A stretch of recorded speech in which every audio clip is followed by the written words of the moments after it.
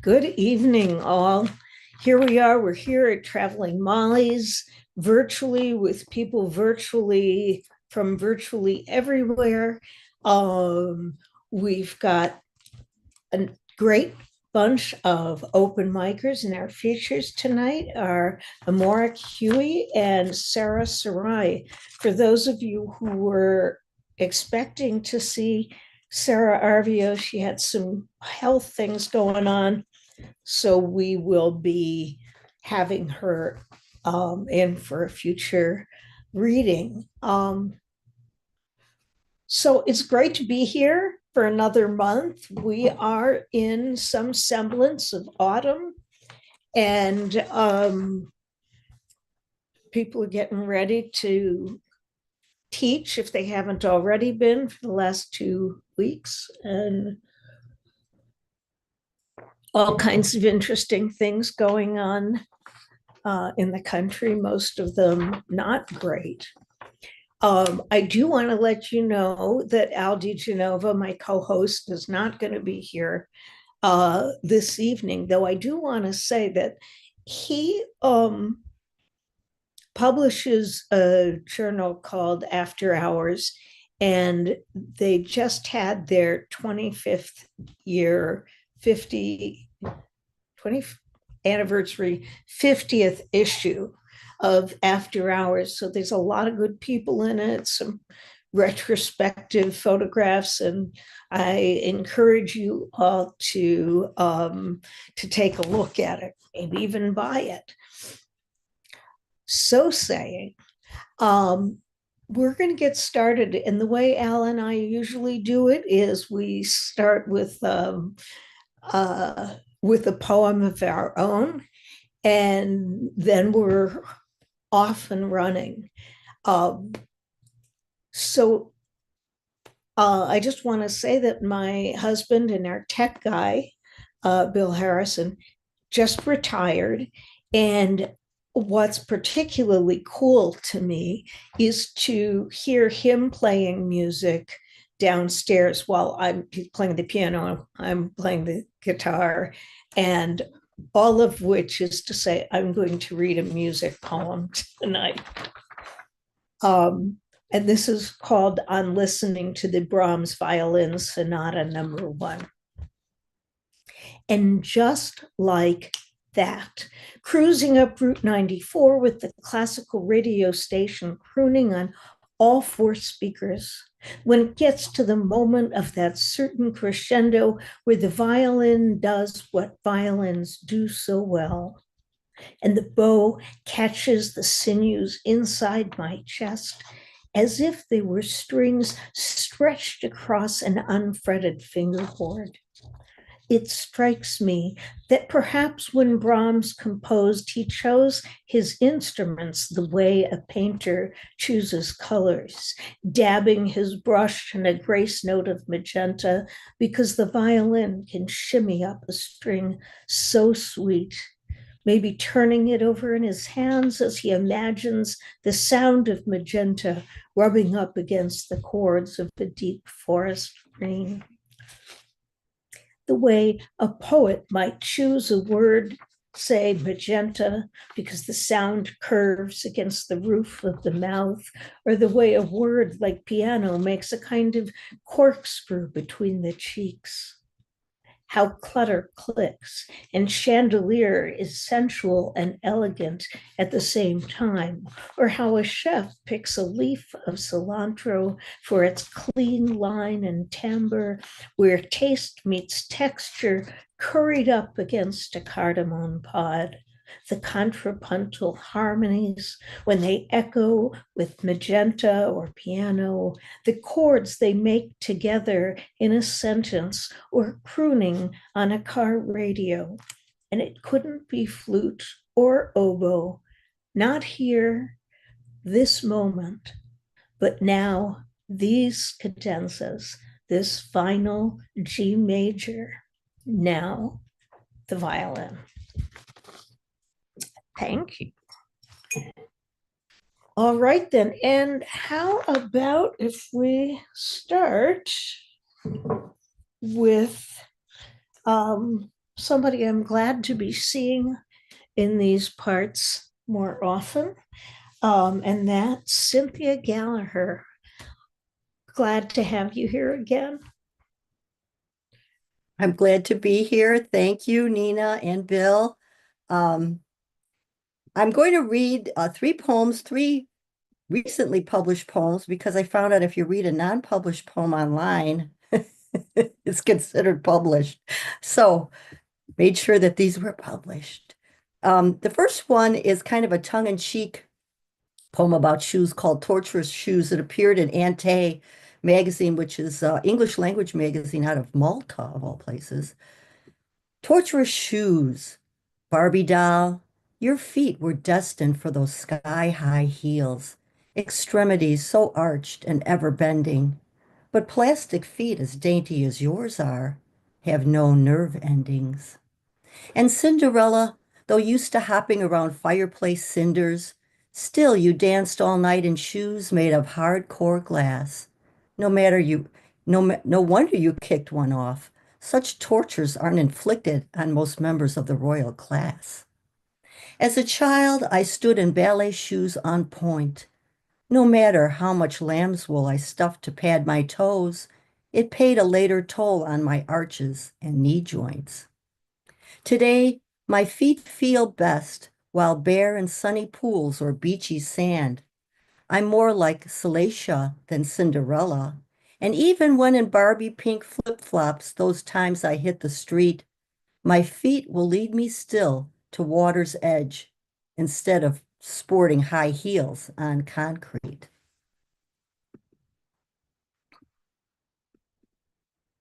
And then the next poem is a Japanese form called haibin.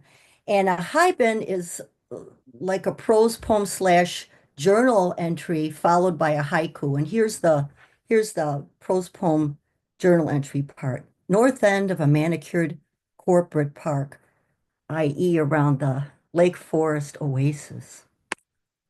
Where lies a federally protected wetland, looped by a walking path? No one told us it was there, but one by one, each employee's been lured to take part in this circle. Altering my usual power walk routine, I set about counterclockwise at the pace of a wandering coyote. I should have left the office. I shouldn't have left the office hungry. With borders of breezy idyllic on either side, I'm witness to the pattern of orange butterfly weeds, the blink of brown-eyed Susans. Daisies weave leaves through spindles of purple coneflowers, and blue lobelia basks in beams of prairie blazing stars. Such visuals are challenged only by the soundtrack of six roaring lanes of traffic, unbuffered by an earthy berm 100 yards away. Waiting among lily pads, a white egret stretches her neck. Meanwhile, a dirty Peterbilt semi idles in the nearby tollway oasis. I pretend stale pretzels in my tote bag taste of wild sunflower seeds. The Chicago Bears training camp is pitched around the bend, but you can't get in. Between tall reeds, I see a three-story pharmaceutical company with its laundry lists of caveats locked in legal cabinets. Signs along the way warn me not to alter land or vegetation. And here's the haiku. From trail chips hewn from company Christmas trees, mushrooms arise.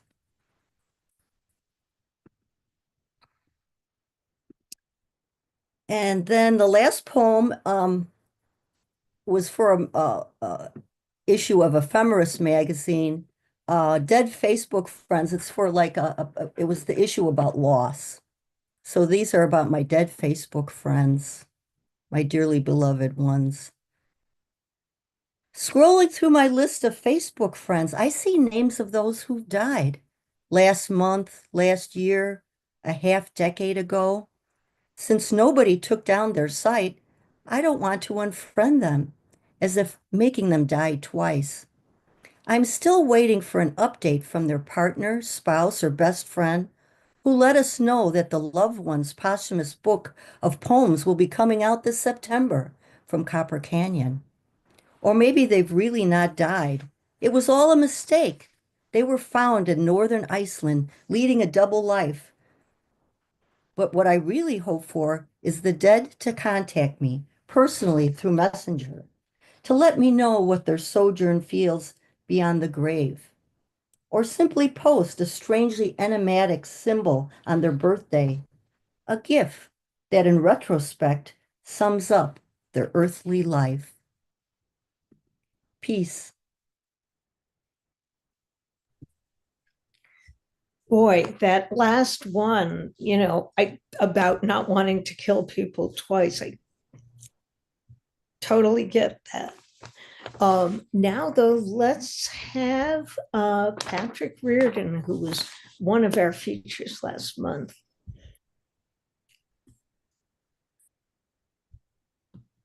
Hello, I've got two poems um, to go along with the Japanese theme that Cynthia raised. I'm going to talk. First one is there's a Monet painting that doesn't look like any of Monet's paintings. It's called La Japonaise, and it's at the Boston Museum of Fine Arts. And it's his wife dressed up in this Japanese robe. It's a spectacular painting, which is what basically this poem says. So it's La Japonaise. She's large for a small woman when you turn the corner at the Museum of Fine Arts in Boston. And there she is in her thick, luscious red, brightly embroidered kimono, Monet's first wife, Camille, just 3 years before her death at 32, but looking quite happy. Is she naked under there? Under that thick, tactile fabric, sporting a comically grim, cartoonishly muscled, mustachioed samurai about to draw his sword from its scabbard? As a model, Camille is having fun here, not like Victorine Meurot with her straight ahead challenge of a stare from in Manet's Olympia, bare except for her shoes and a black ribbon around her neck. Nor Pope Innocent X, who, chin thick, glares at Velasquez and you and me, plotting revenge, perhaps, or still fuming about Oliver Cromwell and the fate of Ireland. Such are the worries of a pontiff at the dawn of the age of reason. But don't even ask what's on that paper in his left hand. He has sitting there 5 more years to live. Victorine, half a century. No portrait is being painted of me, and I can't tell you how many years I have left. I know I won't see my baby grandson Noah turn 40 or 30, 20 maybe. My friend Eunice wrote the biography of Victorine, and I can't get enough of studying the Velasquez Innocent on my computer screen next to Francis Bacon's take on it, called his Screaming Pope. I've been to the Orangery Water Lilies wall curves, and I've walked inside Monet's backyard paintings at Giverny. But listen, when I turn the corner at the MFA, I get a jolt of joy each time. You can see it on my face. To see Camille again in her painting, 7 feet by 5 feet, in her fancy dress, blonde wig, pensive eyes, and naked smile, looking back, perhaps, at me. And the second poem is the one that's in the new issue of After Hours. It's called A Little Time. A little time. Give me a little time.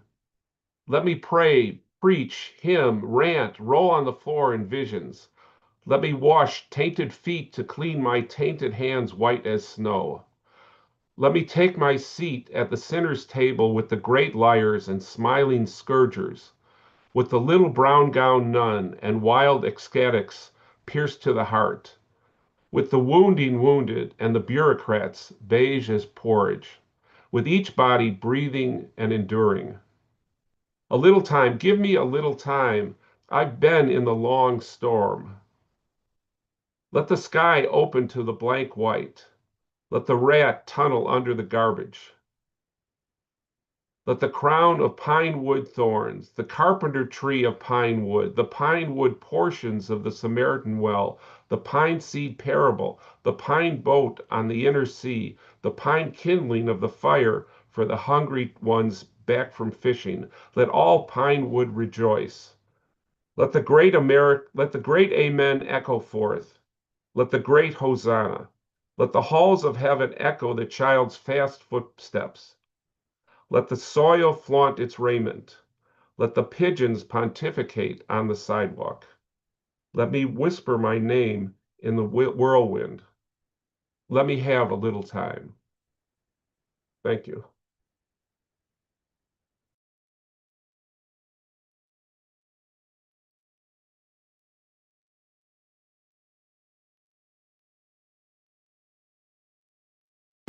Nina, you're muted.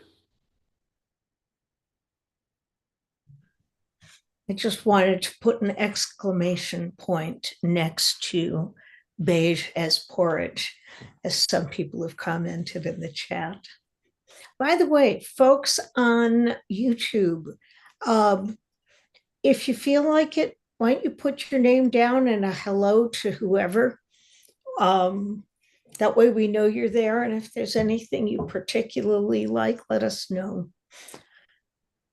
All right, then. Next, how about Noel Jones?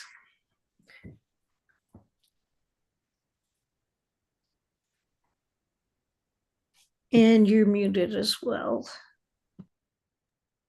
Hi, can you hear me? Okay.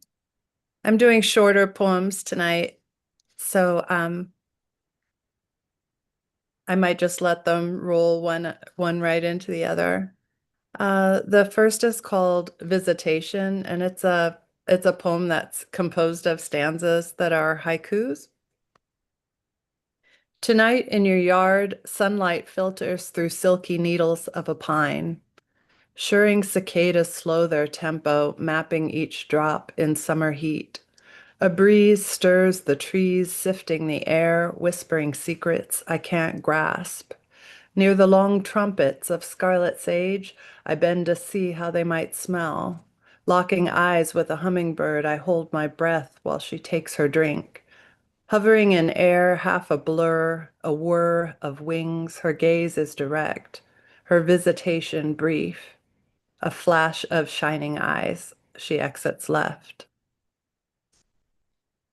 Christy Nome, what happened to you as a girl or a woman or both that ripped your tender heart from its roots and left that gaping well shaft in your chest, the hole that will never be filled no matter how many men and mothers and children you cast into it? What happened in that dark room or bright woods or dark woods or bright room that right now keeps you locked in eternal freefall, damp air rushing over your skin as you cast others down into the darkness, hoping you might one day find a soft place to land?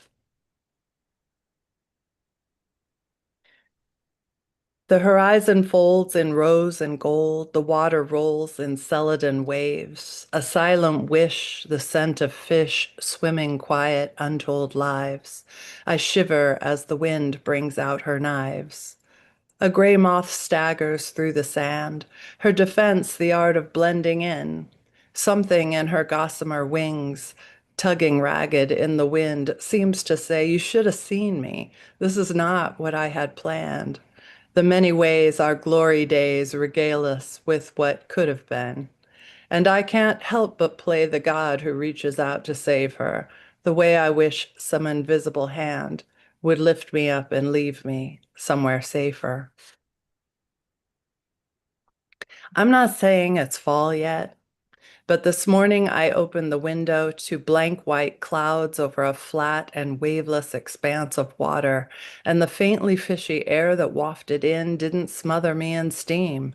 The cry of a lone gull drifted into me over the shirring of worn rubber tires on the wet black streets below, And when I put my arm out the window to take the day's temperature on my skin, a cool thread tickled the hairs on my forearm, the invisible remnant of a spider's web, like a ghost of an architect touching me in passing, or the pencil point of an artist drawing me into existence, as if to say, I was here, I made this, and I'm gone. Thank you. Wow. Hope to see more of that stuff. That's wonderful. So, how about some prose? Bill Harrison. Hey, that's me.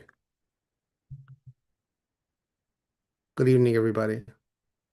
I'm going to read an excerpt from a short story called At the Sherry Frontenac. Their 50th anniversary celebration had been quite the shindig. Family from in and around New York City had come down to Fort Lauderdale. Some cousins had flown in from California. Friends, old and new, gathered to help them commemorate their connubial achievement, such as it was. The party room at the Four Palms Estate, Building 3, had been decked out with balloons, streamers, and an ancient banner that read Mazel Tov and Happy 50th. The food was meh, but there was plenty of it. The best part of the evening was the combo Max and Norma had hired. You wouldn't think a three-piece group, accordion, sax, and drums, could be so lively, but Shlomo Horowitz is the best squeezebox player in the city. It's common knowledge. He never fails to get people up and dancing. Even cousin Eli and his shrew of a wife cut a rug when Shlomo played his famous half-hour horror medley.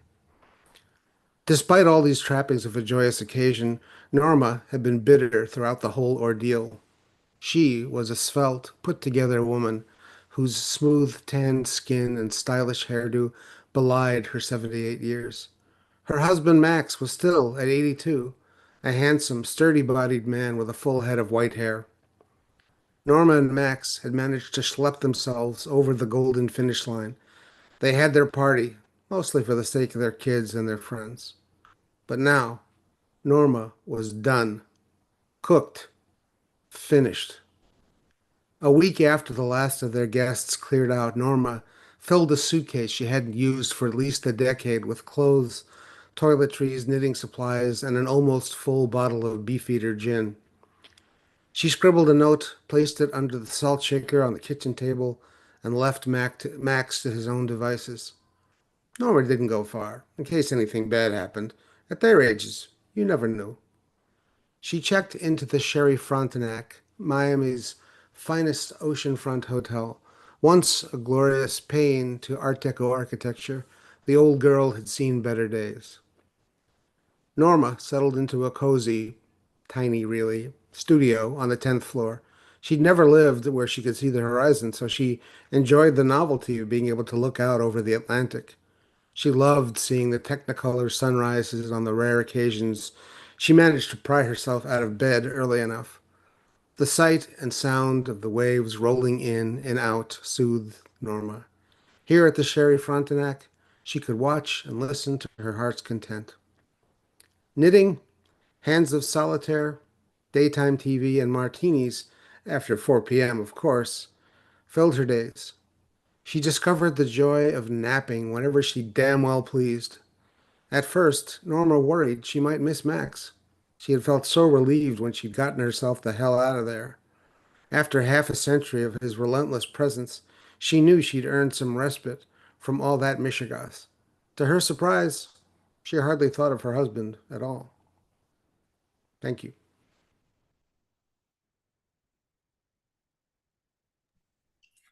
That is so great. I've read the whole thing, but I think you get a really good feeling for what's in there based on what you've read. So on to the next person, and I can't see her, but Carrie, are you there? Carrie McGath. I am here. Hello. Good. Hello. If you want to turn on a light, we'll be able to see you even better than we can now. I'm kind of in like my living room. I don't like overhead lights. Okay. They freak me out a little bit. Is that a little better? Oh, yes, I think so. Yes. Thanks for asking me, Nina. Loving this so far. Miss you, Nina. Be great to see you soon. I'm going to read a poem I haven't read in a long time, actually, for my book, Small Murders. I'll put some info in the chat afterwards, then I'll read a couple from my new collection. This is called Entourage. They have been quick to judge me as I sit reading, waiting for someone else. The challenge has presented itself slowly but deliberately as confounded children scream for me. In a station where trains occasionally run, I see you, and the minutes fill the hour quick and large.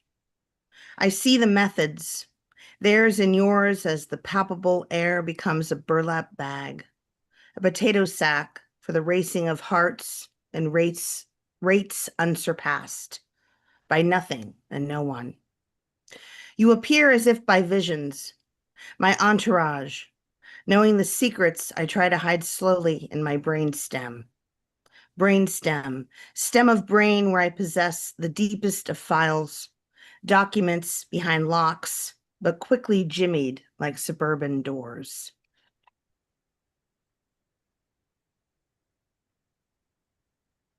That's from my 2006 collection. And these are new poems from my collection. I'm shopping around the Luck of Anhedonia.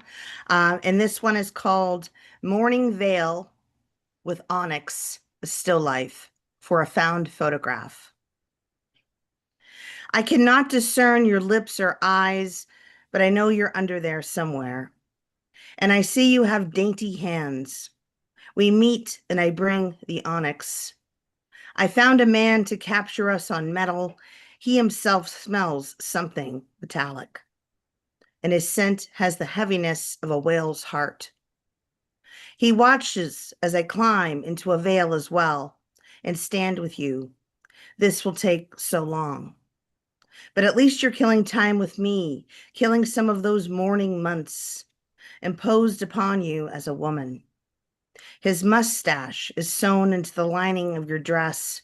You tell me that you hated his mustache, that it made him look so old. Now we stand with sand burning the bottoms of our feet. We stand with our heavy scent of this man. Our spines groan from standing so straight for so long, but we continue to wait for the bulbs to burst, to reveal us burning on metal and mercury. After doing a lot of Victorian photograph research. And this one's very short. And I don't usually write really short poems, but I kind of love this. And so does my therapist. So I'll read it. Stop talking.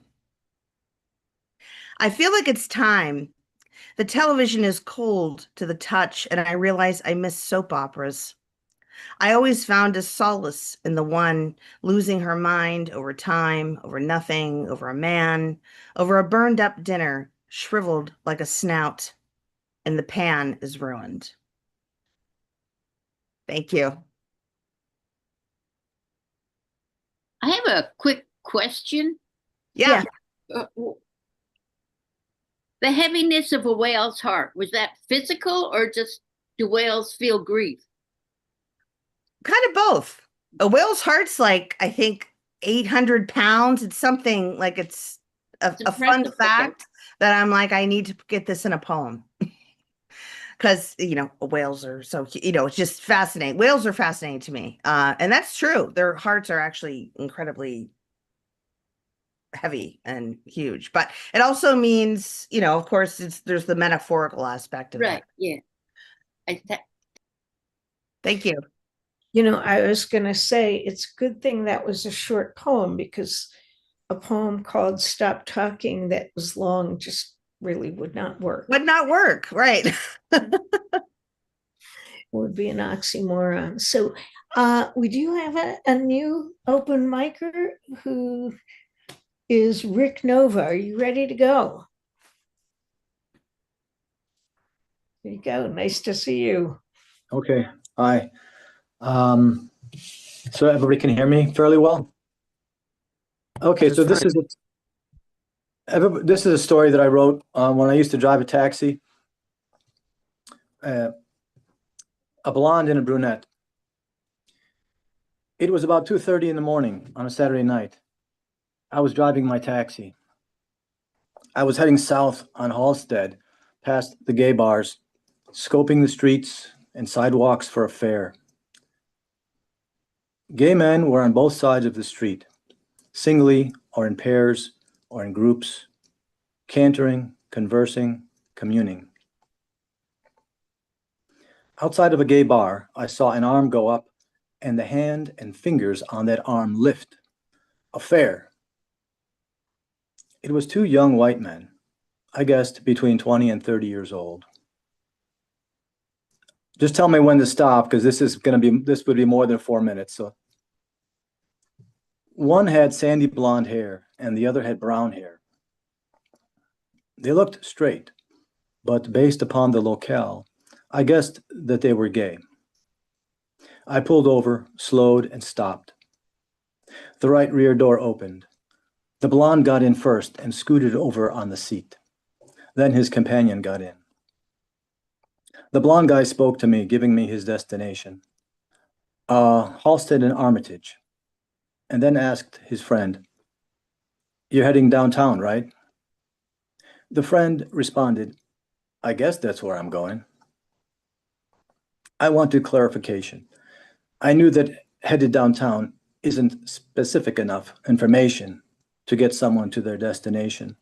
So I asked, "So Halsted and Armitage, and then you're going on?" The blonde responded, "Yeah, then we're going to..." He paused, so I spoke.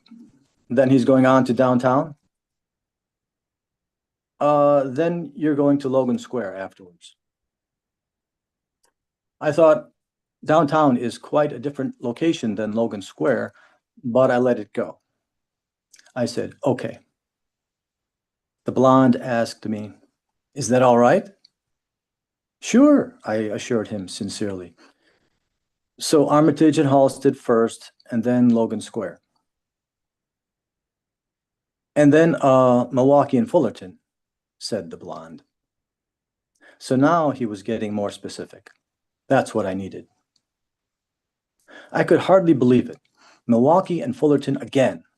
This would be my fourth fare, either to or from Milwaukee and Fullerton tonight.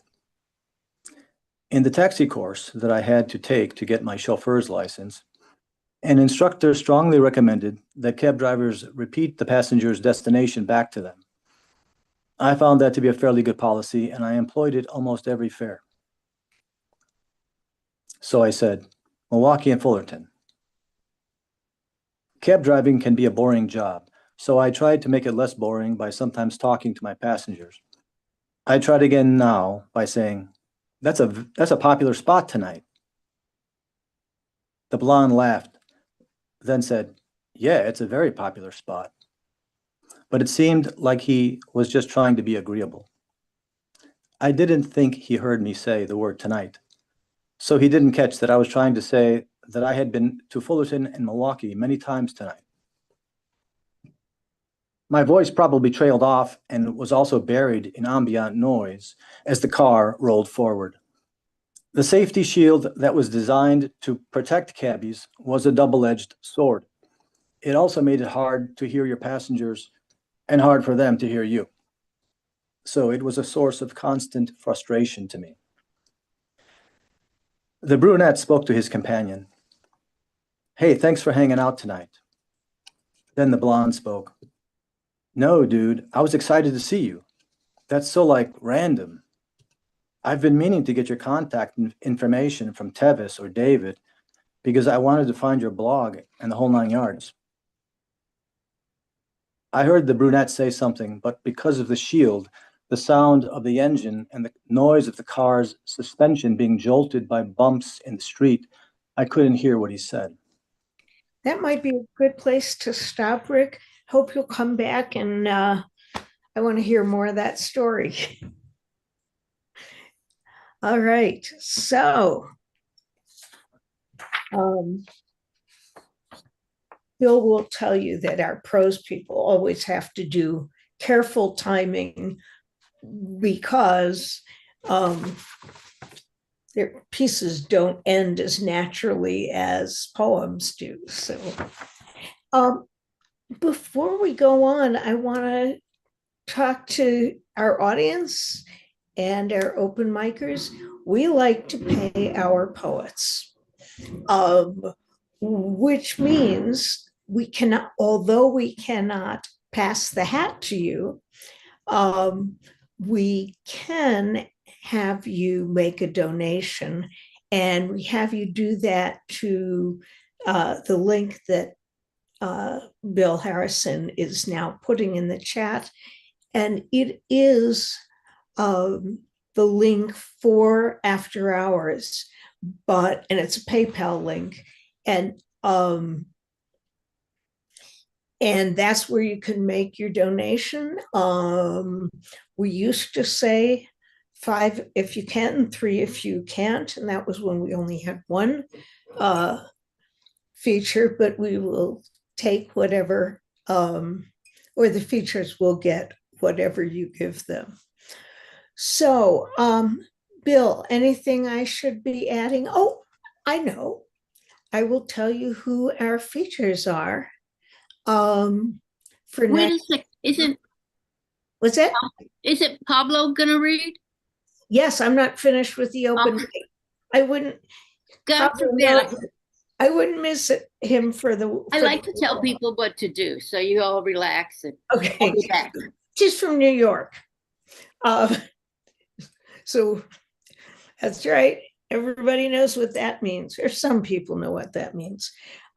Next month's features are Richard Seekin, whose new book is just out, and Elisa Gabbert, who I've known mostly in her collaboration with Kathleen Rooney, but we'll get a chance to hear her own work, her individual work, and that should be a really neat night, great night.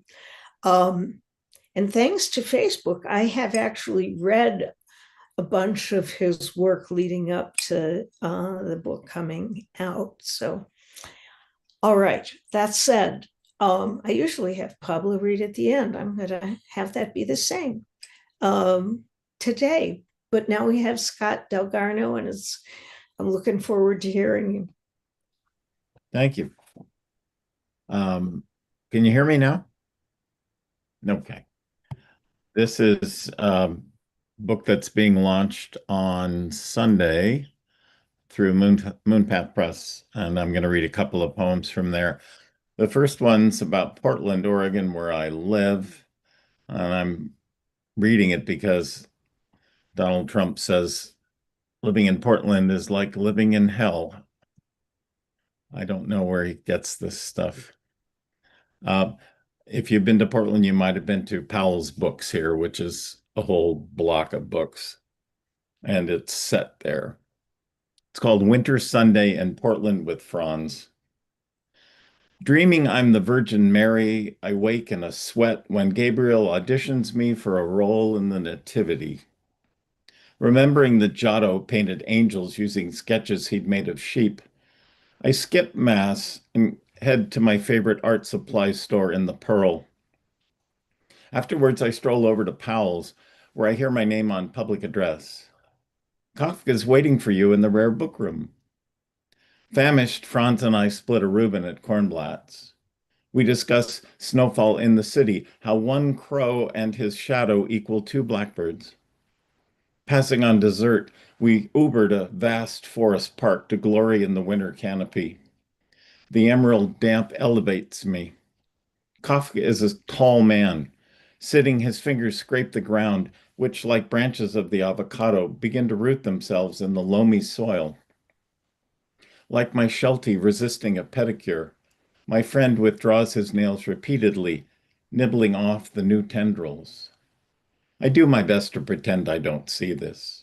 You'd expect it of Thoreau, maybe Rachel Carson or Anthony Bourdain, but Kafka? I ask after his fiancée. Which one, he asks. I tell him about my dream and the rude propositions angels are capable of. Franz nods, confessing that sex for him is just as disturbing, that he prefers to pay for it in cash instead of love. I feel like I might make an Oregonian of him until we grab espressos at Stumptown and Kafka sucks his through a cube of brown sugar. Franz Kafka had four fiancées simultaneously, I understand. The last one is just a kind of a hoot. Puberty in the 60s. The onset of acne, girls obsessed with palominos, boys often bottom feeders. One of them sits behind you in math like a cat napping on a birdcage. The little courage you have you bought with green stamps. Your mouth sports an appliance that costs more than a refrigerator and isn't much smaller. Mornings, you say, are for other people. You like several girls desperately. Everything you do around them is like performing a lobotomy on yourself. You and your black-eyed cousin play pretend lovers, holding hands, ramping up passion to an almost kiss, aborted repeatedly by giggles. She asks if cousins can marry. You want to live in such a world, but she longs for something she's seen in black and white between Brando and Eva Marie Saint. Sex is a dirty word. Your parents are rattled by the subject, but ask what you know. This gives you power you gladly trade for knowledge. Your mother worries you are doing something she did at your age. Your father worries that you are not. Wrestling on the wet lawn, you and your cousin are struck by summer lightning. Neither of you is killed, but the soul of one of your kids melts into the shape of lips.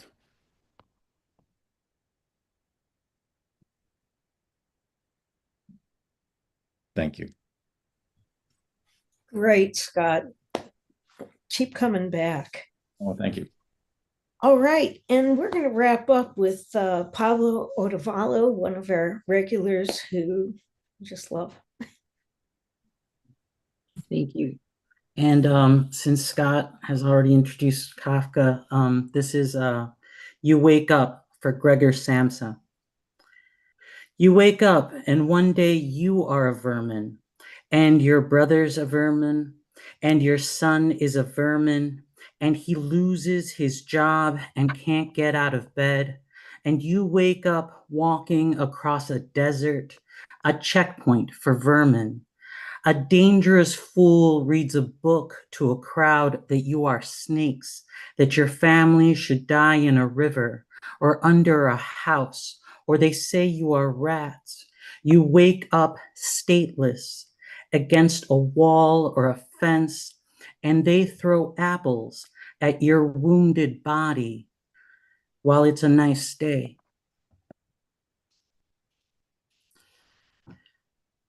This is a God's eye view. The overhead shot, the scene as seen from the sky in books when you used to read books. And the voice went from room to ocean, from birds to drones. A child chases after a water truck, a bucket in hand. The dust kicks up, the boy in brown cloth running, the water truck not slowing down.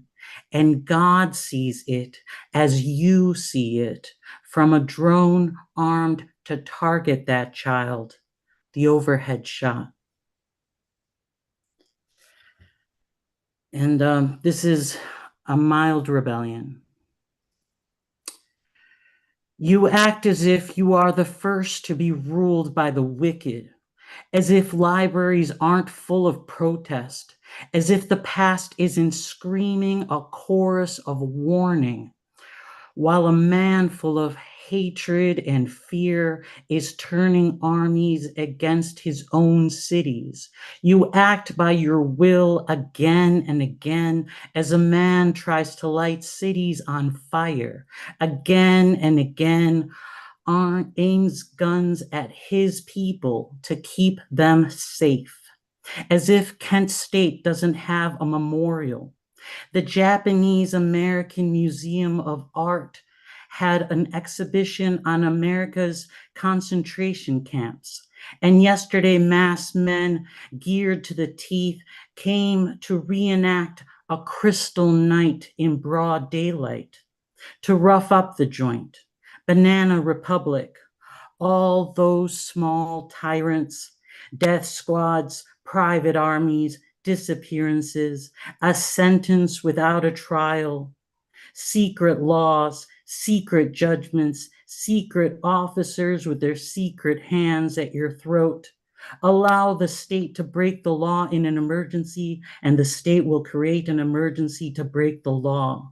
The perpetual state of emergency, the perpetual emergency power, the jackboot. You act as if you do not hear it, it won't come, as if it isn't here, as if it isn't here.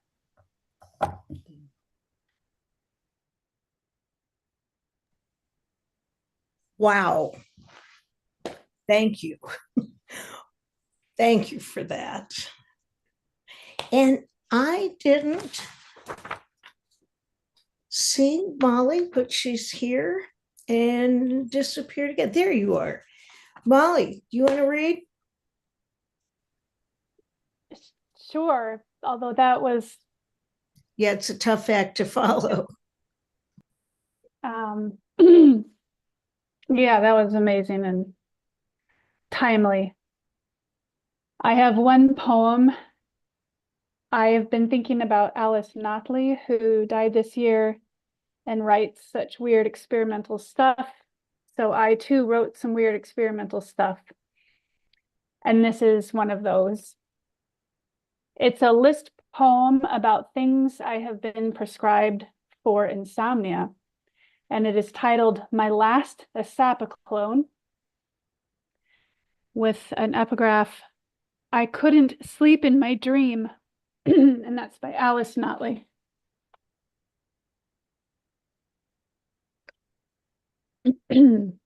Asapaclone tastes like fences. Bite down on knives and you will know.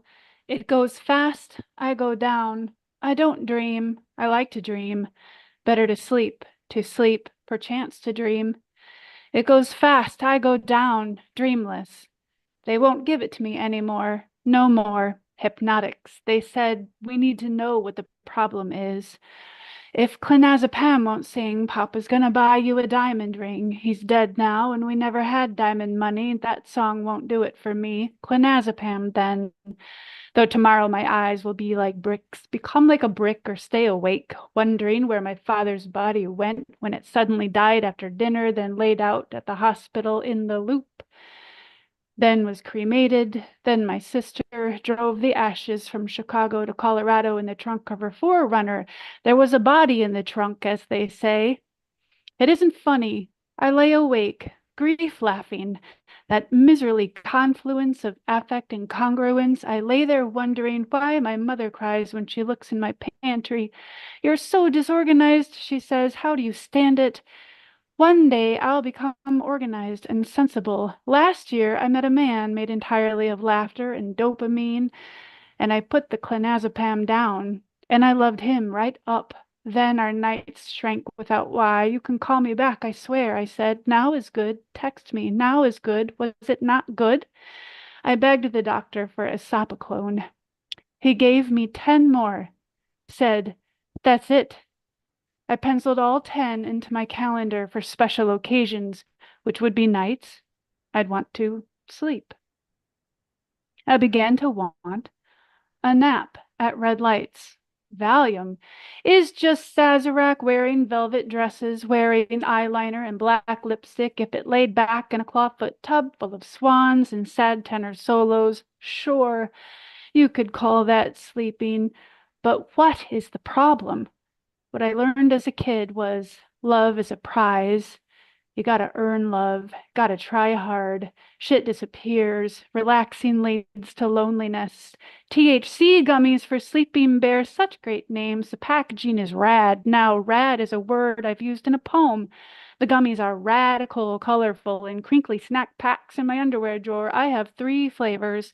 They all jacked up my heart rate. Then I kicked against the tides and jerked awake, rolling on waves on a boat, wanting to navigate, not sleeping. So, trazodone makes me cry. Then my nose plugs up and I lay awake, eyes swelling, thinking of Crito and Phaedo, who cried so hard at Socrates' deathbed, he told them to cut it out. Stop being such pussies, he said, basically. Everyone loves Socrates. No one loves crying because it's bad for your face. Socrates drank his poison fast. He's a man's man. Socrates said to his friends that anxiety and fear are rooted in ignorance. That is, not knowing. That is, ruminating about what could happen, why what did happen happened, how I caused it, what could go wrong, what needs to be fixed, fought, how to earn attention, how to win the prize, how to get my hands up into tomorrow or have some shred of control for once. Socrates' last words included cock. He died with his eyes open. Melatonin, LOL. Gabapentin, as it turns out, is not just for animals on transatlantic flights, but it's not for me either. To those of you who can sleep, you seem so beautiful, like babies, like people who belong to nature. Mirtazapine sucked me so far down, past the start line, all the way through the finish, I had to leave work the next day. Do you sleep in a cold, clean room, free of lights, screens, or noise? You must keep it dark. But my questions burn problems down to the pith, where a damp light simmers like a lantern, and I kick. I'm alive, I'm awake, I'm spying on everyone I know with my phone to see if they know what is the problem. I'm putting the phone down and doing breath work to see if breath knows, is this the answer? Summers are usually unusually hot. I have 1 esopiclone left. I shall save this forever. I shall save it for my son's wedding day or the night before I give a speech, accept an award, find true love. It's white and round, the size of a ladybug. It glows like an answer over there across the room. It's so luminous and distracting like a problem. I lie awake, wondering if tomorrow is a special occasion. Thank you.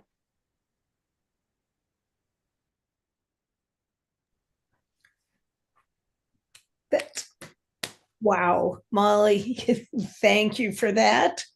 Yeah, thank you for that. I want to say something meaningful about that, but what I will say is that is the last poet in what has been an amazing open mic, the sort that you don't find much of anywhere else. That said, we've got 2 fantastic features who I'm looking forward to hearing tonight. And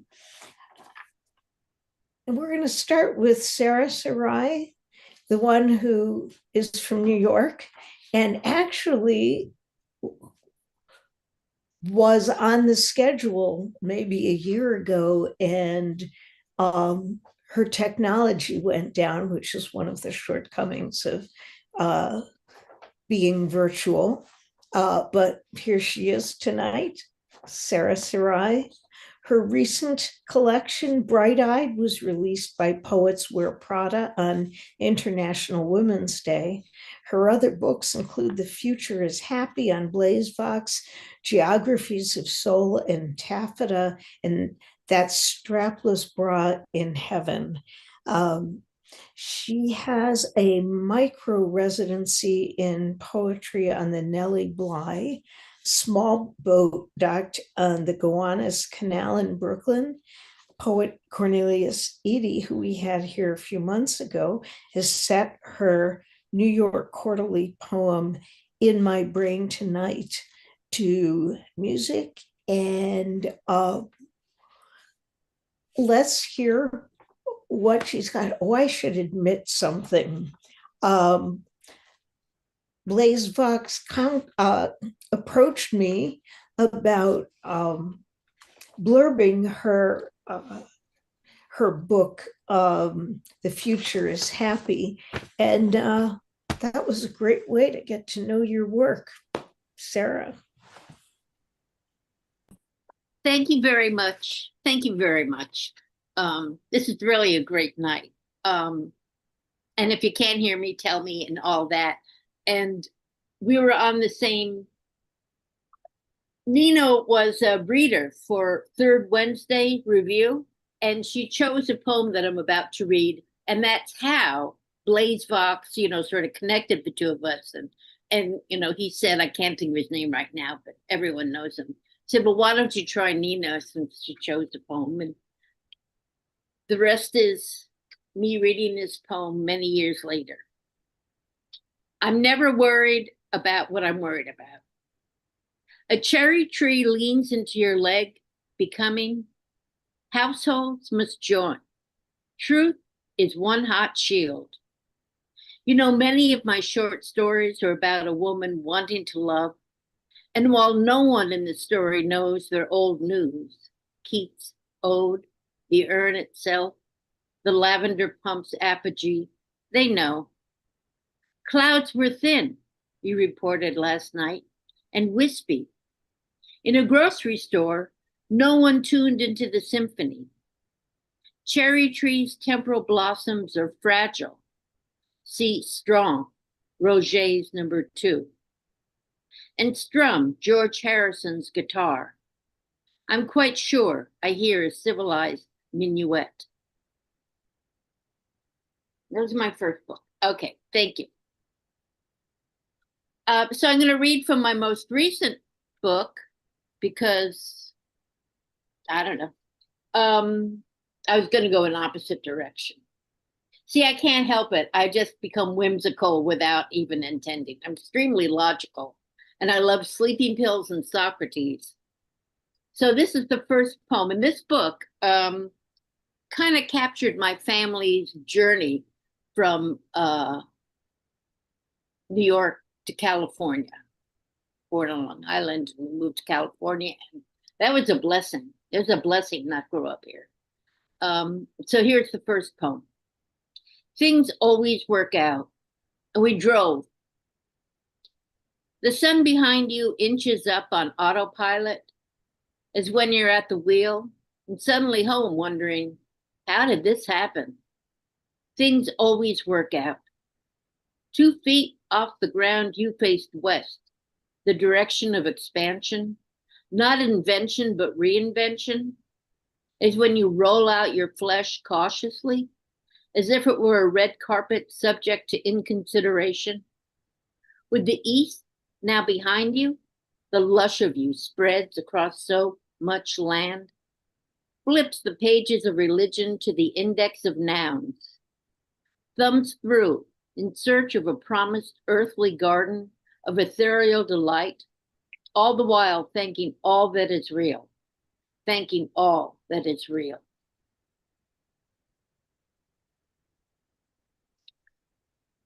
Since Vegas is a suburb of Los Angeles, a Vegas vegan.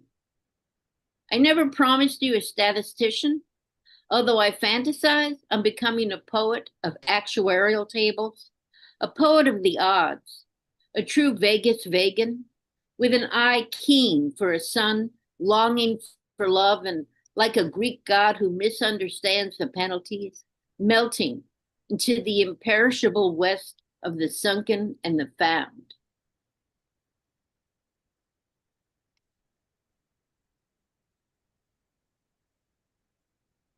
And a lot of this book is, I always feel like an idiot one.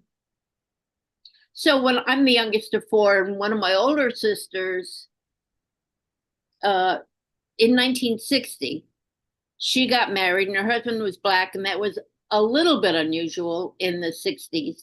And it wasn't an issue, but it was something in the air for a while. My parents didn't talk, never heard anything negative, but there was a lot of backgrounding in the house, and I had no idea why. And so this is kind of me absorbing everything. And I loved the process. I mean, this is more about me just loving the process of figuring out what's going, the emotions around me. Souls and the penalty of flesh. The concept of air humming its tune, girlhood, Bach crooning, and happiness, a consciousness which materialized into her, the result of an agreement to fuck on Thursdays, the overpromise of a diaphragm, immaterial biology and theoretical physics, and boom. We are much too, or not enough, ignorant of our splendor. We are souls in the penalty of flesh, yet by the nectar of flesh, we live in the consciousness of a girl, 12 and studying the ambient inhalation of a family. My mother was a Christian Scientist, so I have a lot of this sort of New England, let's kill myself slowly vocabulary.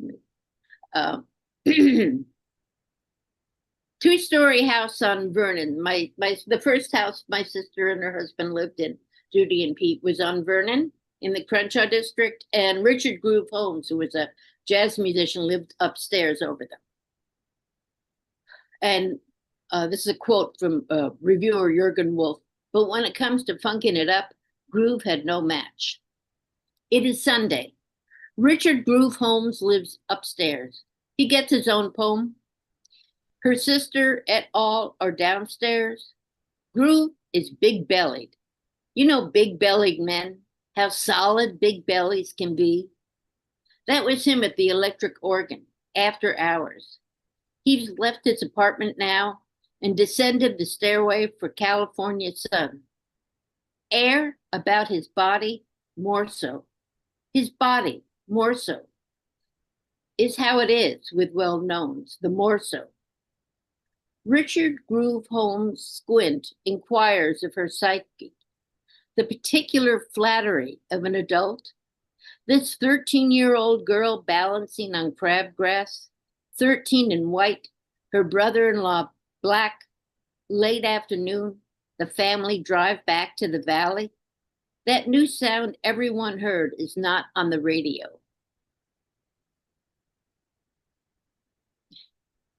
I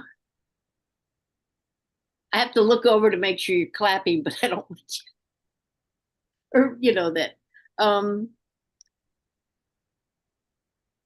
Sometimes you just leave us nodding our heads like, oh. Oh, I just want to know actually if there's some reaction and you know what it is. And I've just lost a poem and it doesn't even matter.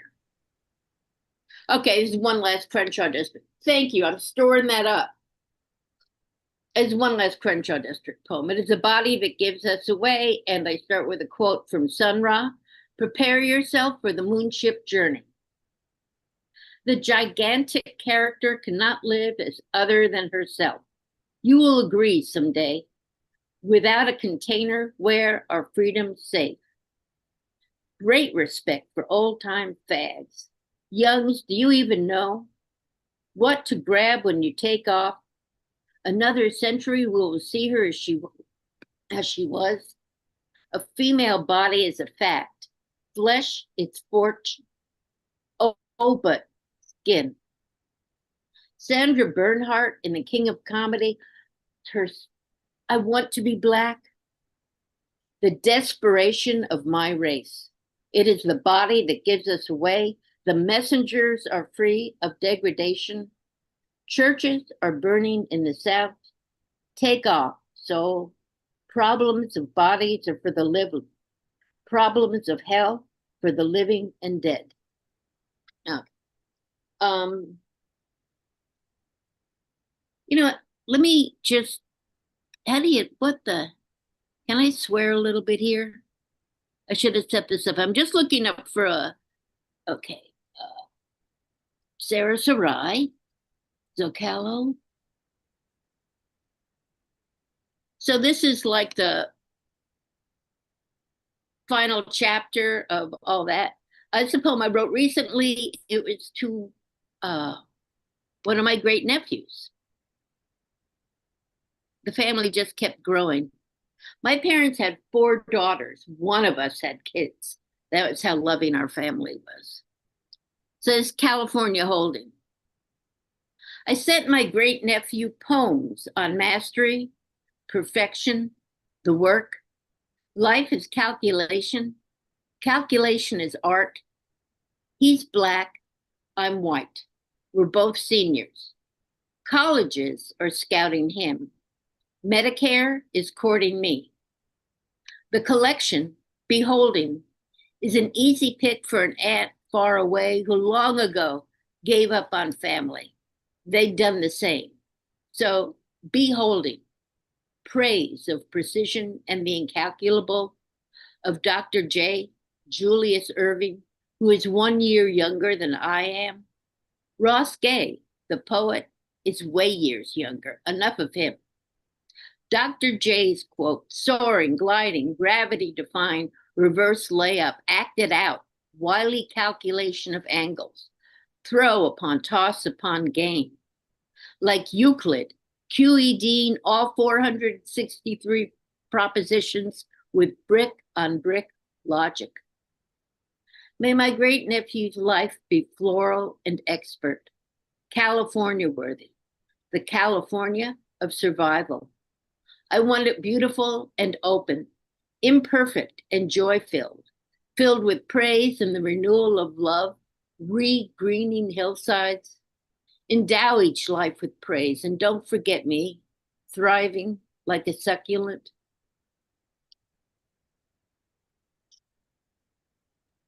Oh. So where was the cuss? I missed the cussing part.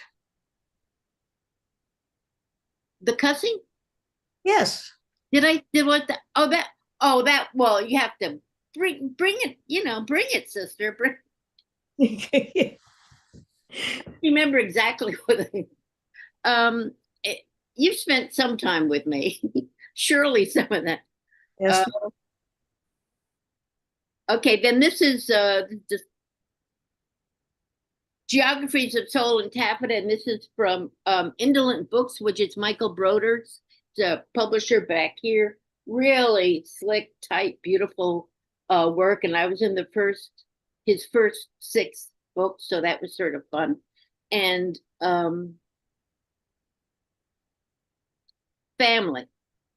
My 3 siblings are older than I am. The biggest Russian doll who contains we younger is Jean, and it is with her I saw the movie Jaws. For The Exorcist, I just went along with a loose assemblage, friends of friends. That's what you do with movies. You see them, even if it's the first day, and you are blithe as a donut on an oblong tray at Winchell's.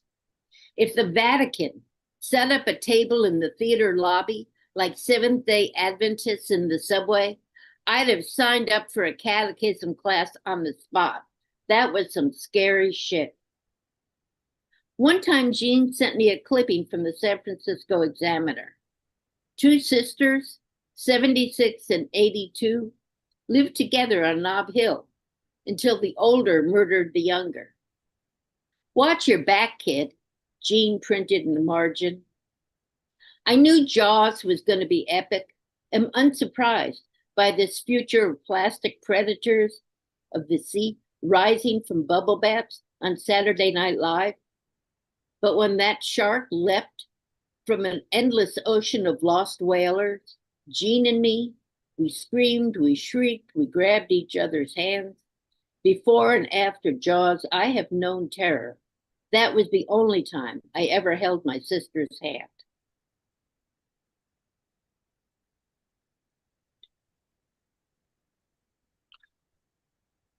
Popularity. How much more time do I have? I'm thinking about 5 minutes. Okay, fine. Popularity. Snakes are pretty damn famous. More than they deserve to be. I've slithered on the sand, snapped my fangs at an ankle, soaked sun, rock snoozed. I dig the desert.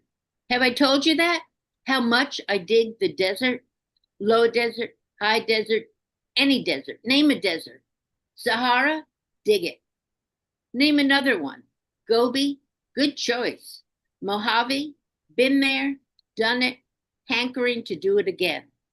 Also, I'm a very spiritual person. Another life, I was a prophet.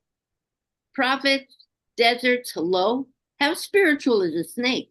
Can a snake hiss like an angel? I can. Hey, fuck you for doubting me. I should be more famous than a stupid snake. And yay. I'm sorry, I should have had this page already up here, but so now I'm going to go to the most newly written poem and pretend that I didn't hear that thing about if a poem is read publicly, it can't be, that really does count as publication. So my knowingly breaking the law of decency and kindness and respect. Of course. Yes. Yes, you are. Oh, okay. So I'll just read a few more poems, 3 more poems. Okay, I guess that's. And these were, but for one, these were published until I was 40. I'm thinking of my cousin Bobby, stationed in Germany after the war with the concentration camps. Bobby came home a neo-Nazi. Our next door neighbors on Long Island survived the same war, sheltered in Holland in an attic. Yes, like Anne Frank, but this time with a hush of luck. I once heard my mom voice a pretty specific prejudice. Catholic school girls with pierced ears. We'd moved to the San Fernando Valley. Said my mother's parents were from Sweden, they were Lutheran, my father were from Russia, they were Jewish. My theory, a shadow of Lutherans battling Catholics in long ago centuries. Other ancestors had me stress chanting, the Cossacks are coming, until I was 40. Our first summer in Encino, the flats, not the hills, my friend's mom from Poland gardened. She pushed at her sleeve. I saw the numbers on her wrist. I heard 2 and only 2 snaps of prejudice from my mother. That pierced ear thing about Catholic teenagers, and the Poles were worse than the Germans. It. Okay. I guess I can't read that. I'm so sorry. Shock white. My mom. Okay. So this was a long time. Los Angeles took place mainly in Los Angeles, and my mother, well, it's here. She tried to heal herself and it didn't work. It was many years of my life. So it's all about me. Shock white. 1. After my mother died from Jesus, I left my hair color alone. If it's just fucking you want, or all you can handle, a decent cut will do. We laughed, me and her. When she stopped, it was the same faded blonde she'd been covering. Once I quit, my hair prospered gray and white, and where you rubbed my nape, auburn, like my locks when California's sun baked them red. When I was waiting to be something or someone, and still didn't realize the woman who was my mother read only that bit of her job description on good shoes and teaching 4 daughters how to assemble do-it-yourself installations of shame. 4. In the year of COVID fear, all the hairs on my head turned shock white, all white, only white. Back when mom was killing herself in the name of Jesus, my next oldest sister jumped shock white. She did that over and over pleading thing too. Stop, stop, stop. No changing mom is what I knew. The one time I floated my theory on the limitations of Jesus, who I like outside of church, mom kept dying. Volition, and a misreading of human possibility? Are the careless and evil winning? Okay.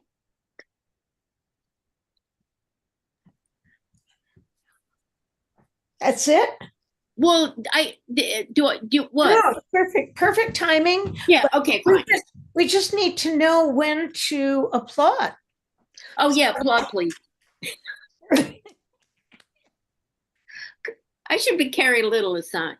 You know, I just want to highlight that somebody in the chat commented on do-it-yourself installations of shame. In other words, just lovable. Yeah. That's why you're here. So we are now going to hear from Amorak Huey, and I'm going to read you a little bit about him. He's the author of 5 books of poems, including Mouth, forthcoming from Cornerstone Press in 2026, and Dad Jokes in the Late Patriarchy, which I can't wait to hear how that worked. I'm a victim of dad jokes, as I imagine most of you are. Co-founder with Han Vanderhart of River Books. Huey teaches at Bowling Green State University. He is co-author with Todd Kaneko, of whose name I may have just butchered, of the textbook Poetry, A Writer's Guide and Anthology. Huey is a recipient of a fellowship from the NEA, and which no longer gives fellowships to poets. That's a new thing. And his poems have appeared in the Best American Poetry, American Poetry Review, the Southern Review, and the Academy of America's American Poets Poem a Day series.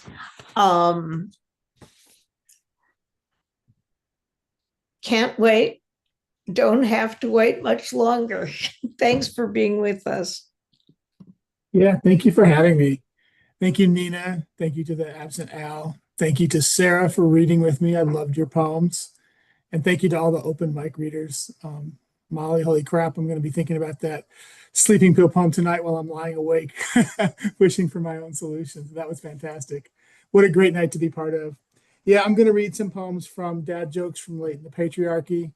It came out a few years ago from Sundress Publications. The title, unfortunately, feels like it might have been a little optimistic. The patriarchy might not be quite so late as I had maybe hoped when I titled the book. I'm going to start with the first poem in the collection. It's called A Primer. My complaint about life is it happens only in order. A thesis of sorts, a kind of argument that might seem out of place here. But I have seen a man ride his bicycle into Beltline traffic and die. I have seen my grandmother coughing blood after a lifetime of menthols.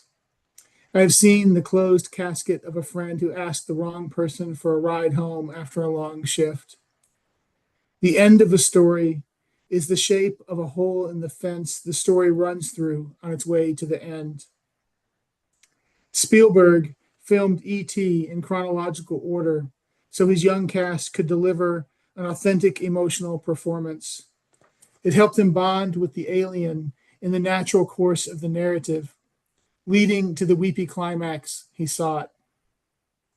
This anecdote suggests something about art, youth, loss, something about believability, or the cruelty of a man who knows what he wants.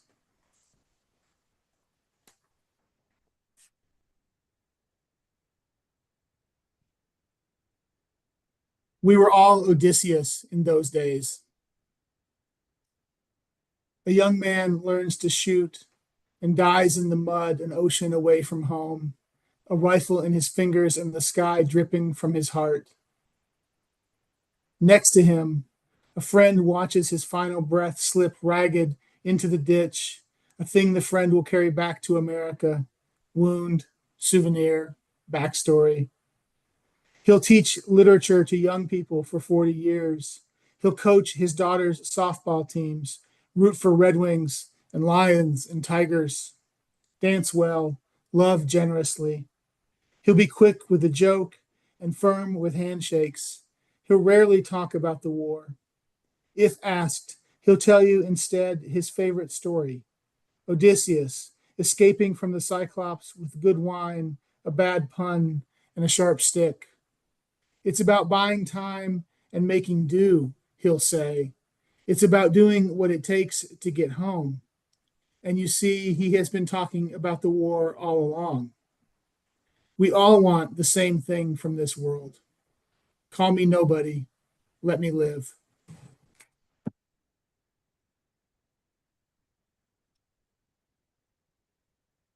This one, since it's okay, like the seal has been broken on swearing tonight. Uh, this poem is called FMK. You can leave me and I will not kill you. That this needs to be said is insane. But I am a man and this is the world. Probably it should have been in our vows, in sickness and so forth. I will wash your coffee cups and do the laundry if you fold. I will walk the dog when it's my turn, and I will not kill you. Nor will I ever fill your car with wet cement, which is a thing I read about today. A man hurt when a woman declined to wear his name. When we married, you kept your name. People told me I should be bothered. People told you that you were young and did not understand how the world worked. By people, it should be obvious I mean men. I don't want to make a joke of all these wounded walking around among us, dividing the world into fuck, marry, kill, which is supposed to be a fun conversation starter, but the world reminds us over and over there's nothing funny about it. For every man who loves you, there are 11 who love you and will still come to your job and shoot you in the head. For every body you have, there is a man willing to claim it one way or another. The story goes that God spent 5 days making this amazing place, its cedar trees and canyons, and its many egrets taking flight over many grassy marshes. And then on the 6th day, he created man. If God is reading this poem, if God truly sees all and knows all, he's probably thinking, at least the shorebirds are lovely. And I have to give him that. Even though right now, out there, some man is thinking, fuck the shorebirds, marry the canyons, kill everything else.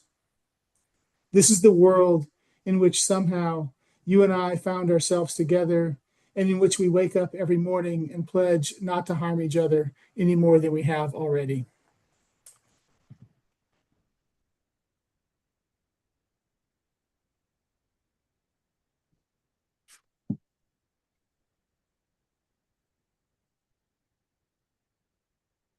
This poem is called Prayer for What I Do Not Want. I do not want to write a poem about a tyrant. A tyrant is not a poem, is not a form of a poem, is not syllable count or metrical pattern, is not a swarm of bees wearing a poem suit, is not one wolf standing on the shoulders of another wolf wearing a trench coat and pretending to be a poem. I do not want to write a poem about men in suits, or wolves in suits, or sheep in cargo pants. I do not want to write poems about videos of men in suits shooting children or other men. I do not want to write poems about suits of body armor or tear gas. I do not want my poems to be tear gas. I do not want to be tear gassed. I do not want to tear up the documents of our nation's history, declarations and proclamations and constant whatnots. A nation is not a poem, but each poem is a nation. I believe in words and the opposite of words. I was taught to believe what I was told. I was told to believe in words delivered by mailmen and pastors and presidents. I was told to believe in the power of the simple sentence, delivered with passion and honor by a man in a suit, or a man standing on the shoulders of other men wearing a bloody suit of flesh and pretending to be a poem.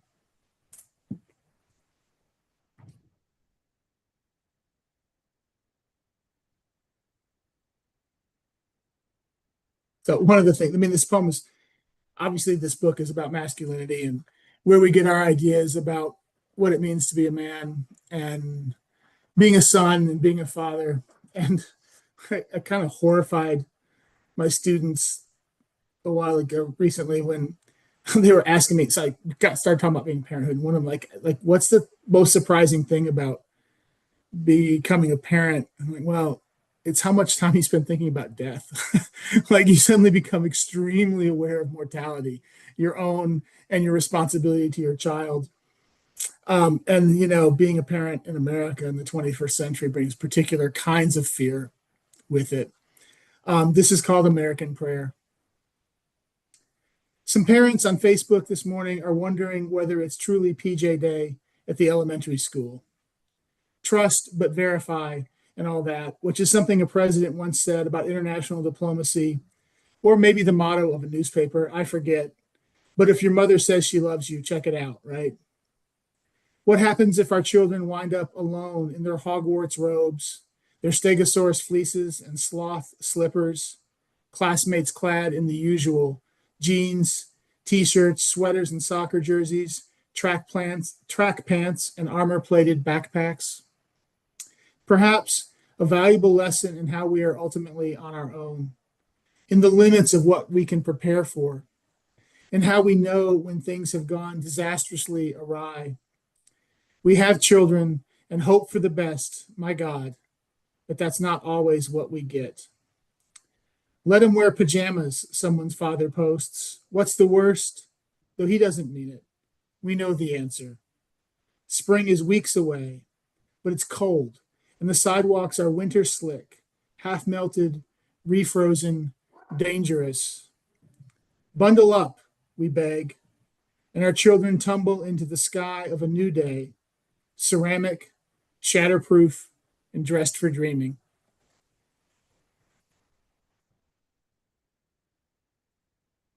One more from this book. This is late in the book. It's it's a poem about being a dad, and one of the things about we're parents far from our parents, so there was a lot of road trips and a lot of time in cars with our kids, and like you have this sort of really valuable time when you're driving somewhere with your kids, and you learn about them and they learn about you.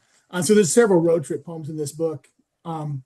This one is called well, and when this poem was published, my daughter, who was a teenager, 14 or so at the time, when she read it, because I had posted on Facebook or something, and she went to my son and said, "Have you read this poem that Dad just published? He makes us sound like psychopaths." Like, well, I don't know if that's true, but it's called Childhood Goes Kaleidoscope, Kaleidoscope, Kaleidoscope, Gone. We keep waiting to wake up and know what we're doing. We've learned to be grateful for any colored shard of glass not shaped like a bullet. We are driving in a blizzard, not a metaphor. We could die. I have a lot of responsibility here. And our daughter is telling us a ghost story. We're listening for any clues to the riddle that is her mind at 15. Her life has ceased to revolve around us. There are so many bullets. We've learned not to take these small moments for granted. In this story, the father of the children of her Sims character came to visit, refused to leave. She built a tiny room, lured him in, deleted the door. 30 game days later, he died. The story takes a long time to tell. Our son keeps interrupting to sing "We Got the Beat" and talk about his plans for his new airsoft gun with the biodegradable ammo. Everything is so dangerous. There are no metaphors. It's our fault for giving him what he wanted, this world, its shattered edges. He has 2,000 pellets, a freshly charged battery, a friend to shoot. What more could a boy desire? She likes having the ghost around, she says, better now than when he was alive. And this sounds like a mostly okay ending, probably all we can ask. And then I'll read just a few poems from Thank you so much. I'm going to read just a few poems from my forthcoming collection, which is titled Mouth. It's out in January from Cornerstone Press out of Wisconsin. And these are poems. Well, I mean, you'll see what the poems are about, and you can probably guess from the title.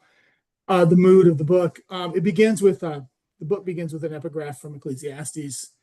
All the labor of man is for his mouth, and yet the appetite is not filled. This poem is called Ode to My Stupid Mouth. My mouth has no idea we're in a pandemic. My mouth cannot stop dreaming about sex. My mouth's fatal flaw is hunger. My mouth is the maple limb that storm splintered into the backyard overnight, wrecking nothing. It is a sidewalk splattered with wet forsythia petals, sticky and fading. It is the lightning, the thunder, the drench. My mouth is not the same age as the rest of my body. The rest of my body is a paper sack of bleached flour. It cannot be refolded neatly, cannot stop spilling. My mouth is a map of all my desire, is the red circle around the towns I have lived in, is beauty mark and mole, bite and scar and bitter grudge. It remembers everything. My mouth is a country that cannot stop hurting its citizens. My mouth is ghost, monster, dinosaur. The rest of my body curls into quarantine, but my mouth is outside looking for someone to kiss. My mouth will promise anything you ask, go anywhere you want it to. My mouth is responsible for every lie I've ever told. My mouth wants to confess and be forgiven, as if that is love, tonguing language into the world in hopes it comes back changed.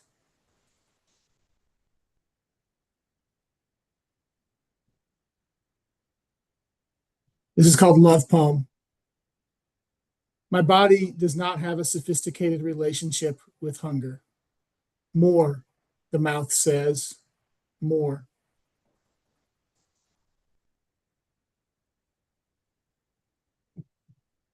There are several odes in the book.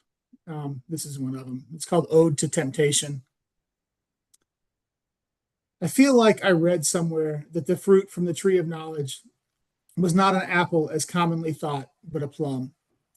We had plum trees and apple trees in our garden when I was growing up. The plums were small and the apples were sour. I kept a spoon from the kitchen under the t-shirts in my dresser and used it to sneak bites of brown sugar from the yellow box in the pantry. Was it the sweet I craved or the stealing? Did I learn then to associate my favorite flavor with the forbidden, the illicit, the undercover of dark? Is it why I now enjoy being alone in the house? Does it explain the nonsense I believe about love or hunger? When I say I don't believe in original sin, am I forgetting that saccharine crumble dissolving on my tongue? Anyway, what I'm saying is that Eve was right. When someone offers a taste, you take it no matter the cost.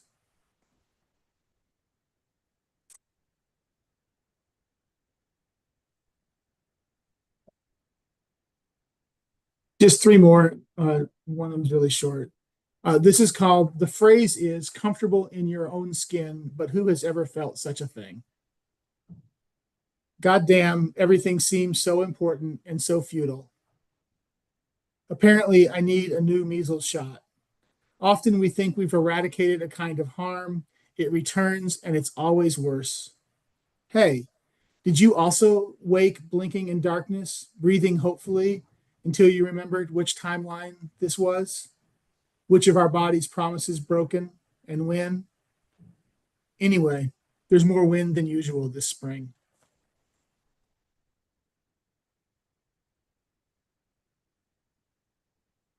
Fragment. If in a given moment I am not being touched, in that moment I would swear to you it has been decades since I was touched. Indeed, I have never been touched. And then, I'll close with this one.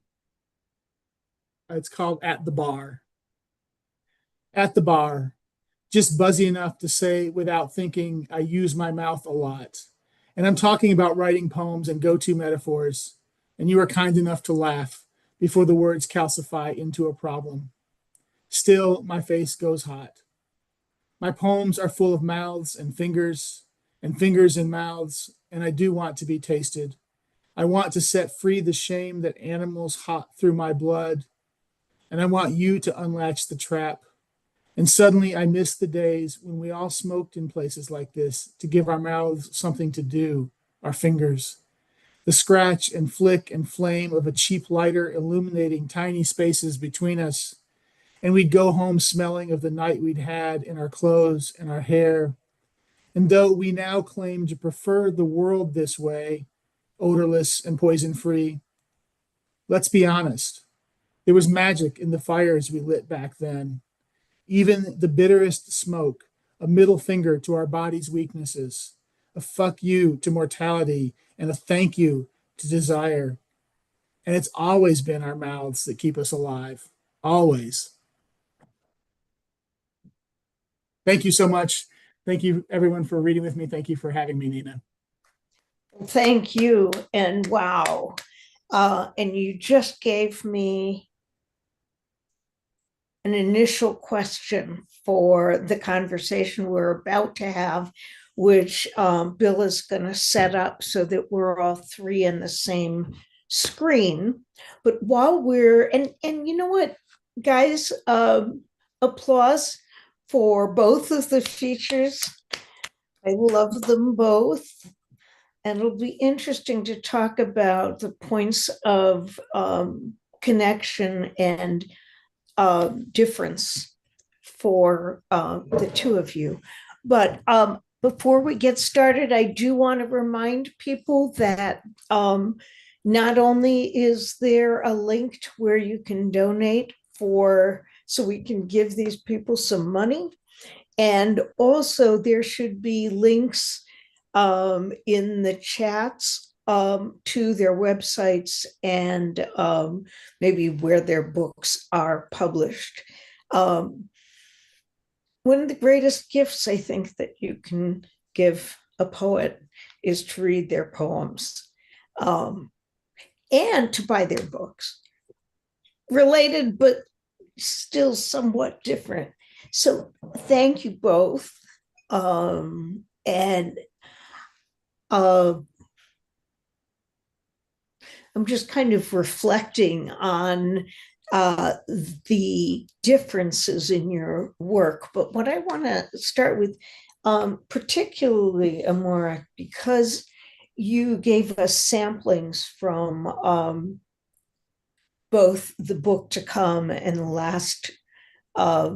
the most recent book, we had a chance to see or feel the difference between the two. I don't know if so much in tone, but certainly in content, very different. And so I'd like to ask both of you about what differences you feel are in your most recent or current books and the ones that you've written before. Obviously, you're the same person who's also been writing, both of you, for a long time. So tell me about differences between this most recent and other stuff.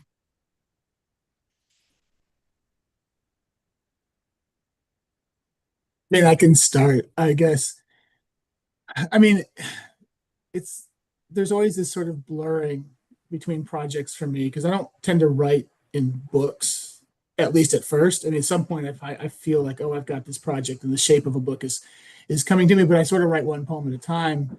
And so it's about what I'm kind of obsessed with. And I didn't get past the dad. I thought, okay, I've written dad jokes, the book is out, and now I'm done writing parent poems. And it turns out I wasn't really. And so I had a few more to write to get through that. When I found my way into Mouth, it was, the subject matter is different, of course, and Mouth is about desire and intimacy and distance. But how I found my way into a different place to have a different book was through a different relationship with syntax and really sort of thinking about sentence structure differently. And that, to me, like if you look at the poems in dad jokes. They're sort of traditionally punctuated, traditional sentences, and the poems in mouth, some of them are and some of them aren't.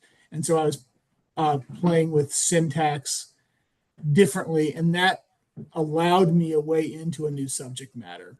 So that was how I sort of moved, in this case, moved past one project and into the next. It had to do with voice and syntax. Okay, so syntax somehow led you to your content or to your subject. I think I'm going to want to come back to that. But Sarah, how about you?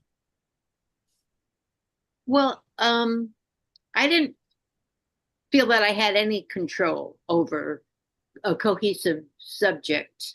I mean, so I just sort of relied on myself and, you know, as being the through line. But it really, I mean, I could see in the geographies of soul and taffeta indolent books, I could see that a lot of my interest in, let's say, a God thing and it's coming through, but it wasn't my intention. And it wasn't really until the latest, which is Bright Eyed, that I was pretty deliberate in, and I really thought it was amazing that I got that far in talking about my family's move from New York to California. In prose, it would have been more obvious, it would have been more specific and perhaps detailed, but so it's really hard for me to do that. I don't know how much I started out with that, or if I kind of looked at some of the poems and realized, okay, this is what I have, and this is what, you know, will evolve. I looked at poems and realized, oh, they're California. And I always wanted to write about, and I really just wrote so minimally about the family in the Crenshaw district. Because what are you going to say? You know, I mean, what am I going to say? Really? So, anyway, so that was it. And the new book, if there is ever one, it's more I'm kind of thinking more about God and religion. I just like talking about God. I don't mean like God, but, you know, whatever the something beyond me is. There must be some German philosophical term for. Yeah, I love hearing you talking about throwing around, you know, Euclid in one moment and Socrates the next, and then Jaws. Jaws. So you were talking about, well, I'm not going to recreate this, but one thing you're saying is that there's been some evolution in talking about religion and maybe growing attention to it or expression of it. And hopefully we'll see what you do with the next book. And, you know, you seem to be able to make whatever subject you're talking about, you know, bringing in these kind of nimble references and kind of direct shots or something like that, or sideways shots, actually. I love that word, nimble. Yeah, I do too. And I thought about it. I was going to say something else, but then I thought nimble. It's a good word. And you were nodding your head about something that Sarah said. I'm more like, do you want to? Because I want to have you guys react to each other too. Sure. I mean, I was thinking about what Sarah says about, you know, you just sort of, at some point, you just sort of stop and take stock of like this pile of poems that you've written. And you begin to see threads that you can't let go of, things that pull through the poems. And like, I mean, I feel like ultimately for any collection, the through line is the poet, is the voice, right? And that's always a more interesting collection to me than one that is like sort of more obviously a thematically coherent book. That's fine. I don't mind the books being thematically coherent, but what to me needs to be there is the poet's voice is what brings me to the poems, because we don't read most poetry collections start to finish or narratively like a novel. We may dabble, we may jump in and out, we may skip around, we may go start with titles that catch our eye. And so for if that's the reading experience, then what the reader has to find when they get to each poem is the poet and the poet's obsessions and interests. And I don't know. I mean, I've got like 5 things that I write about over and over my whole life, and I guess I'm just always going to write about those things. And so that's what unites a collection for me. And what Sarah's saying, her process makes sense to me as well.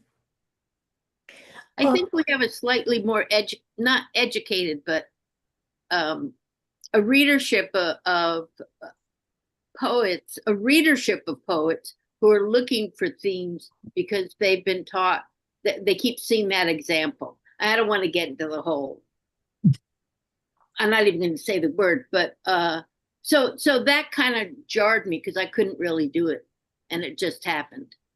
Mm-hmm. I think that was a really good good thought about people being drawn in by the voice.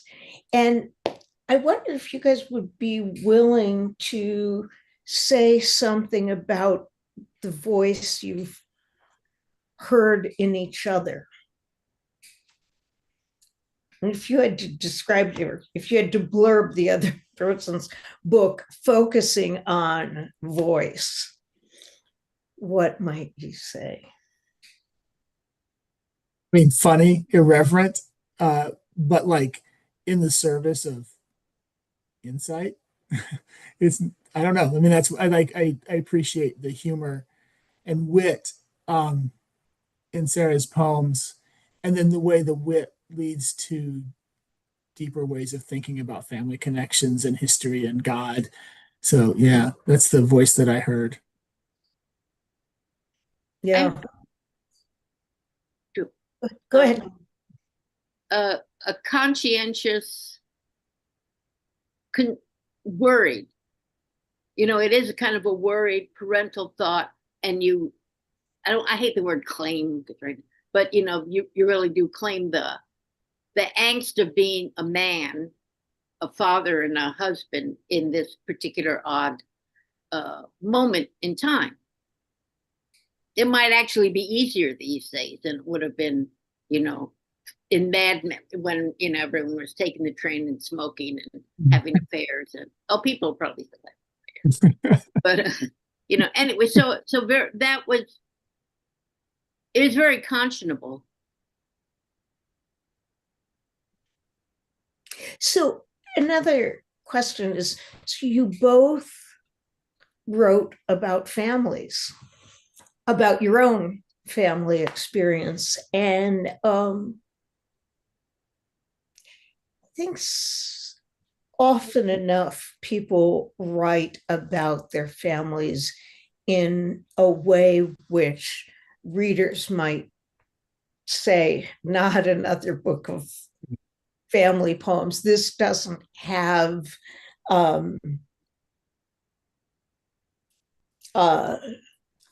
this doesn't have a freshness to me, or I may be able to relate to it, but just another family poem. In fact, that might be a good top title for something. But the two of you talk about family in very different ways, and in ways that don't fall to any of it don't fall into the pits that other family books can, I'm saying fall a lot, but fall into. And I'm not sure if I have a question or if I've thought of a question, but maybe just your reflections on that. Well, I don't have any of the responsibilities that, I'm not married. I didn't have kids. I've been a crappy aunt, crazy half my life, depressed, problematic. So this is really kind of what I have to work with, unless I learn the names of birds or something like that. I don't know what else I'm going to do. I didn't really think of it that way. I mean, I did start out reading a lot of philosophy, and so I like that, and I do actually love religion, the questions, maybe even the quaintness, the absurdity. It's like really well written science fiction, and but no, that's important. It's also important. So that doesn't answer anything, but it's words. Not so much, but you'll get another shot at it. I mean, I like that you write about families so that you don't have to learn the names of birds and trees. I think that feels like me too, actually. Like, I think, yeah, I love that. And I don't know, like, we never get free of it. We never get free of where we came from and who we came from. And why should we not write about them?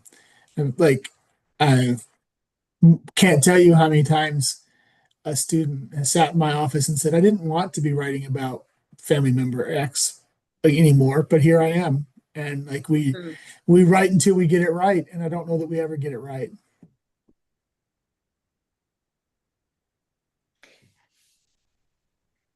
What were you thinking, Sarah? Bringing it back to writing about family, like how do you keep it living, nimble? Well, I mean, every member of my family is a true individual, and certainly me and my 4 sisters. So it's not like I'm having to enliven bland people at all. And it's like I took the Eugene O'Neill approach. We're up with a lot of alcoholism and crazy religion and I don't know, but I mean that could also become a cliche very quickly. And my model would have been father knows best. That was the family to have. I don't know. I think it just was blessed with a slightly inventive sense of, my father gave me 3 compliments. You're funny, you can teach, and you're logical. So, and I think those 3 apply. He might have said you can write. I don't know. Something just flew past me, a question that is now gone, but looks like you have a reflection to add to that, Amorak. Oh, I don't know. I mean, our families are, I mean, thinking about like, if you worry too much about writing a family book or avoiding a subject because it's not new, I mean, nothing is new. I don't know. We're human beings. We live, like, it's all grief and loss anyway. And grief and loss and love, like, that's it. That's the whole thing. And so, like, where do you feel that more acutely all the time than in family? And so, like, I think, the human experience is not that vast. It is vast. It's incredibly vast, but it's also at its core the same sets of things. So like no subject matter is new until we make it new. And so I don't know. I don't think we should worry too much about, oh, is this topic fresh? Is this topic a cliche? I don't know. Just write your story, write your truth. Well, and maybe it's really not about the voice in that. Just lost my thought. But a distinction that I might make in both of your poems about family is I think, Amorak, your poems are ones that try to capture the universal in family dynamics. And Sarah, not surprisingly, you write about the quirkiness of family. I don't know if that feels like a fair distinction. Well, I just don't have the same experience right. Yeah. So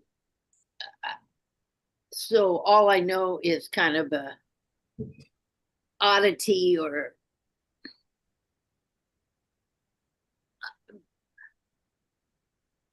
I'm just going to say that. I don't want to.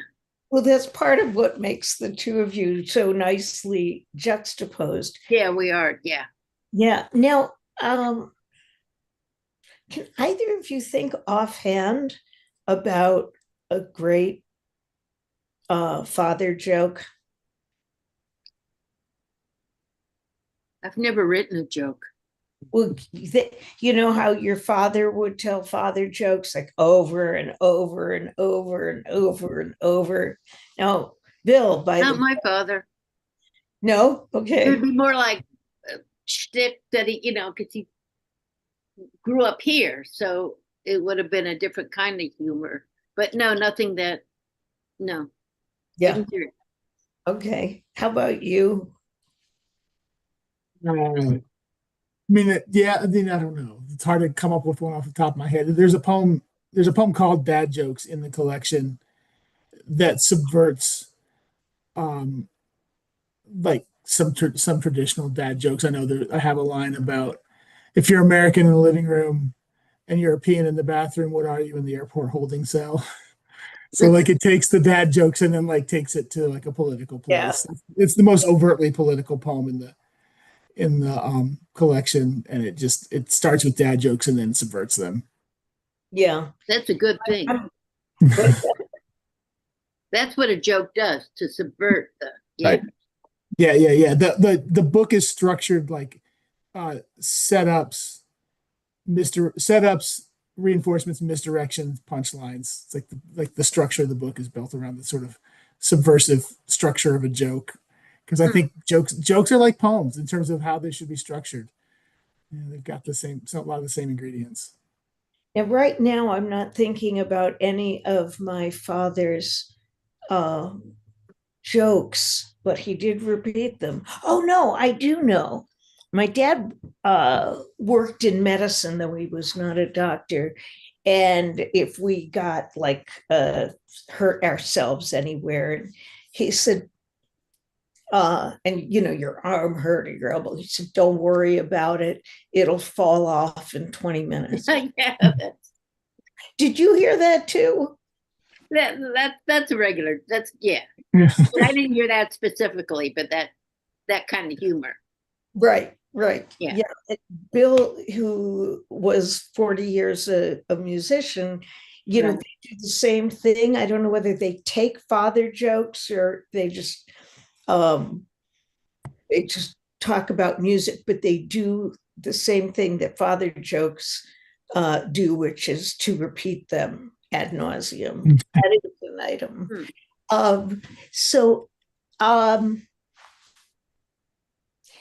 We've got 2 more minutes. I don't want to ask too much more of a question, but any other thoughts? Thank you. Yeah, thank you. This was a really, really enjoyable evening. I've so enjoyed you both. And, there is a humor from both of you and very different, but you've made for a nimble evening or a very rich evening as well. So thank you all. People in the audience, don't forget to check out their books. And next month, Richard Seekin and Elisa Gabbard, and hope to see you here again next month. Thank you so much. It was so nice meeting you and reading with you. It was just really a joy. It was. Thank you. All right. Good night.